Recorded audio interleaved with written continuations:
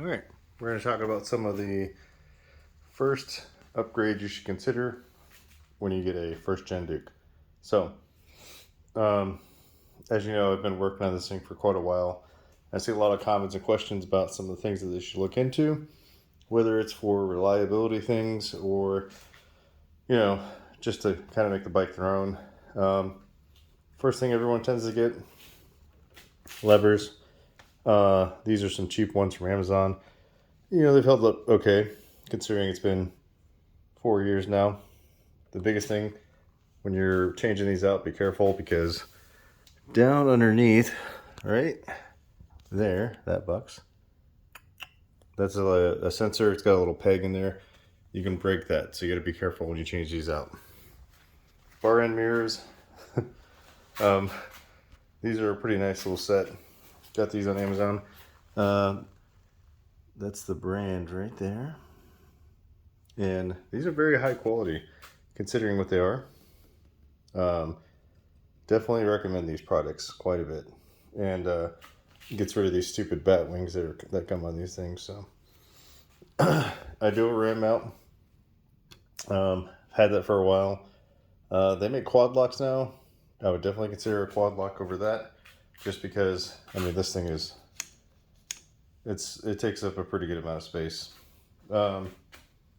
Okay, so that's kind of on the top of the bike here.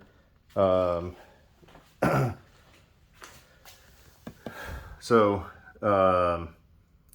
I had a Cyclops LED for quite a long time. You know what? I'm gonna take that back. I had a Cyclops LED for not a long time. It only lasted probably about 2 years, and this is an Amazon special. Bought it for came in a 2-pack for like $30, and it just lasted quite a long time. Definitely recommend it. The only modification I really had to do was in the back.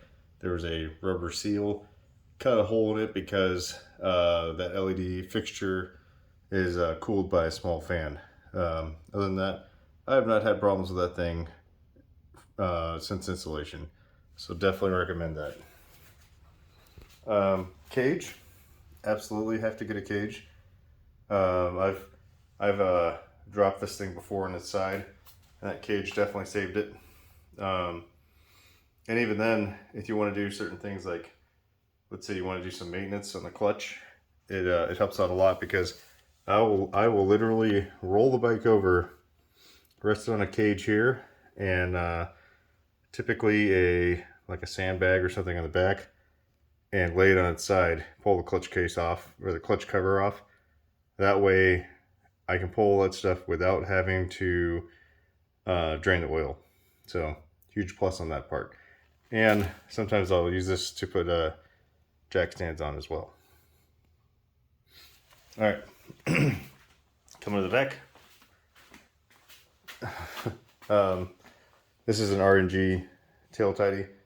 Definitely, if you have the money for it, go for it. If not, you know, get what you can afford. That's all that really matters. I didn't actually buy this. This came on the bike, and thank goodness because it's a nice unit. Comes with this piece that I believe it comes with this piece, or there's a section that's modified. I don't really remember, but definitely recommend that unit.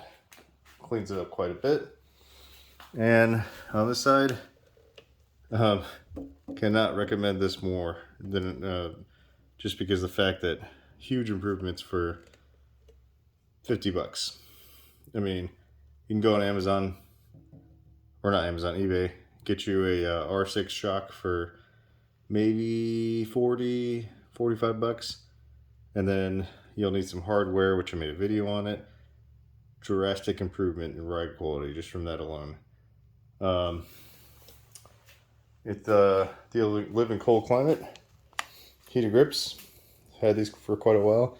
You can see how worn these are from me just holding on to them improperly. But you know, sometimes it gets cold, so I gotta heat my hands. Even though I live in Mississippi now. Okay. Moving over here, some kind of fuel controller. So as you can see, I have Power Commander 5. wideband O2 sensor. Wait, this is for the wideband 2. Oh, this is for the quick shifter.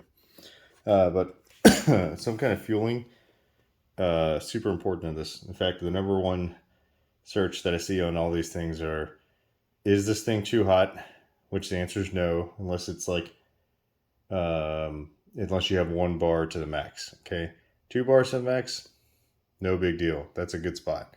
But if you see 1 bar, it gets a little hot. Okay, then you got to be a little worried. But what I will say is that if you are sitting at idle, it might creep up to 1 bar. You know, it's not that big of a deal as long as it goes down from there. So, some kind of fuel controller though, you're gonna want to, even on a stock bike, you're gonna want to add some more fuel, because people complain about these things stalling out all the time. This is how you fix that. Yes, I have a Power Commander. I'm not going to recommend it to you. The reason why I say that is because the Power Commander, I got this on a good deal. There's a guy who was selling it, bought it used for $150. And in fact, I get a lot of this stuff for a good deal. The wideband 2, got that for $150 as well. The reason why I don't recommend this over the Powertronics unit is that it doesn't allow you to tune the 30 and 60% throttle cells. And I found that those cells were kind of the trouble cells that I was having, like within that throttle range, trying to get that nailed down for fuel tuning. So Powertronics has way more controllability over the fuel map, and in my opinion, the software is just more superior just because of that. But you know, there's a lot of expandability. Moving on from there, I would say a Bluetooth dongle. I've had this thing for a long time. In fact, I mean, you can see, look how beat up this thing is. And there's a harness you can get, plug straight into that. And that's what I'm running right there. Got it on Amazon. Pretty sure that one was the harness I got on eBay. The Bluetooth dongle I got, or the dongle itself I got on Amazon. And I want to say total is like $30.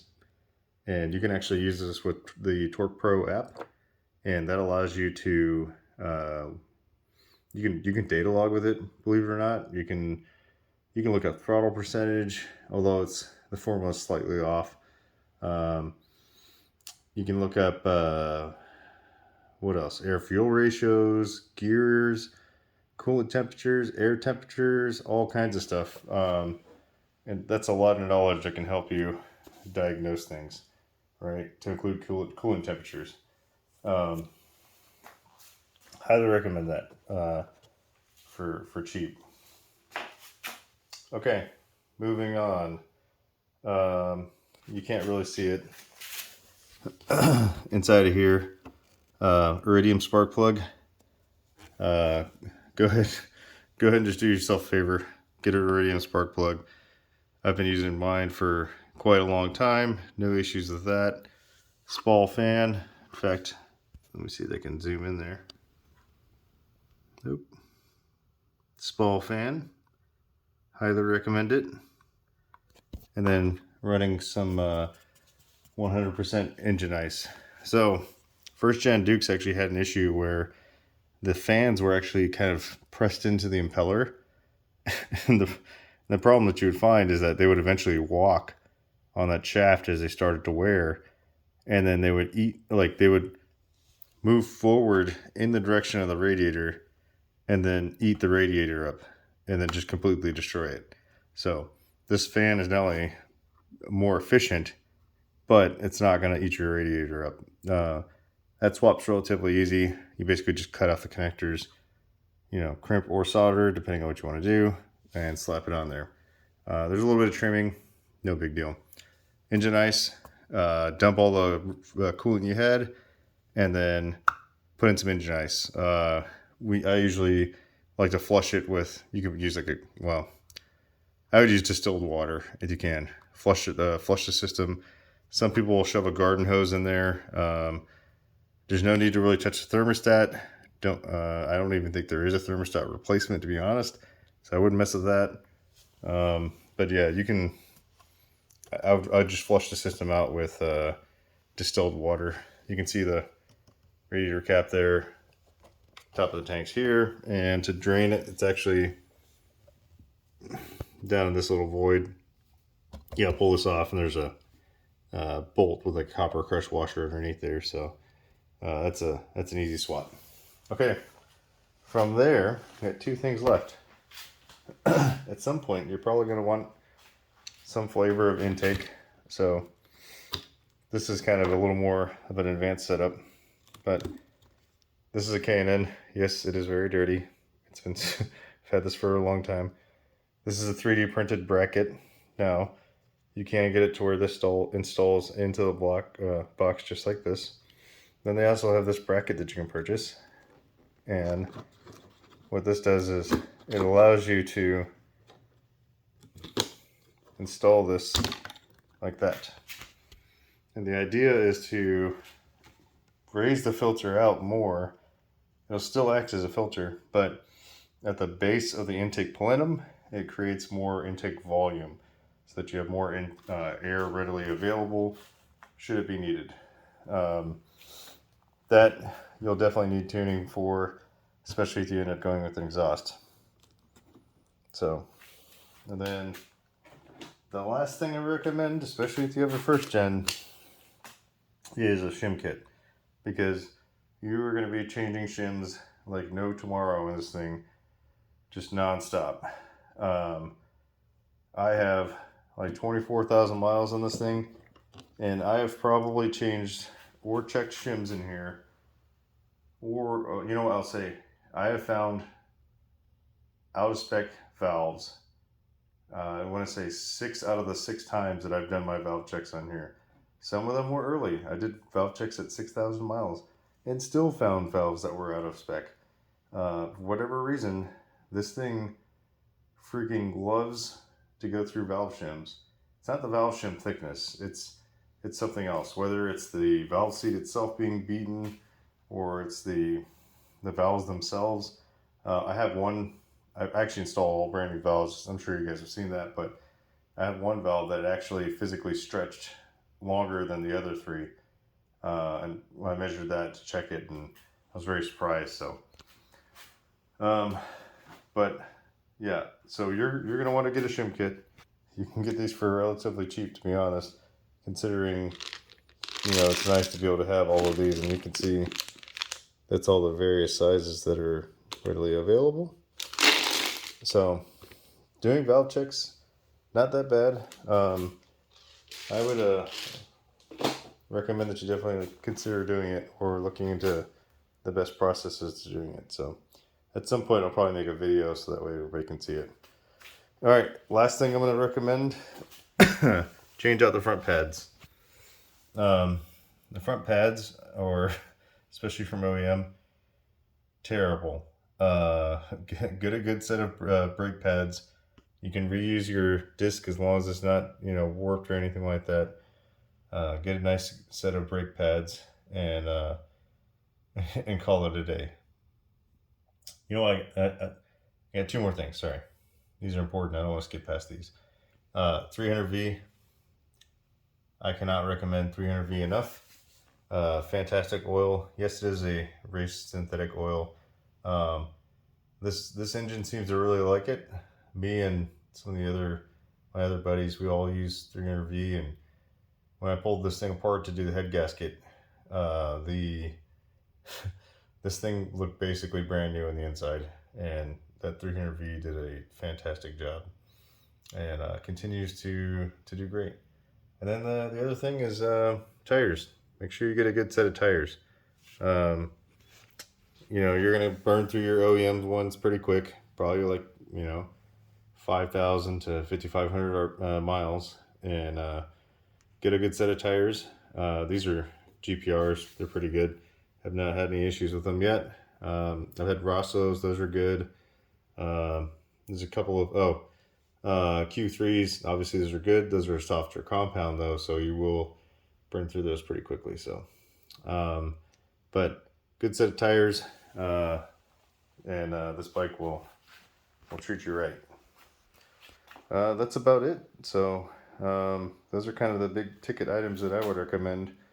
And then as you kind of start getting more and more into it, or decide whether or not you want to actually put more money into it, then you know, you can do a little bit more research on what's going to be best for you, because obviously at some point you're going into a rabbit hole, so you got to kind of realize, how long am I going to keep this thing for? So all right, that's all I got. If anyone has any questions, suggestions, recommendations, like I said, I will be coming out with a video at some point. I got to figure out how best to do it, because I can do valve checks in about 45 minutes. But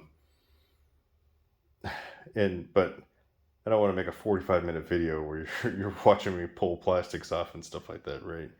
So, I don't know. Maybe I can make it like a 20-minute video and just show you how to get to the point of checking valves, and then what to do from there. I don't know. We'll see.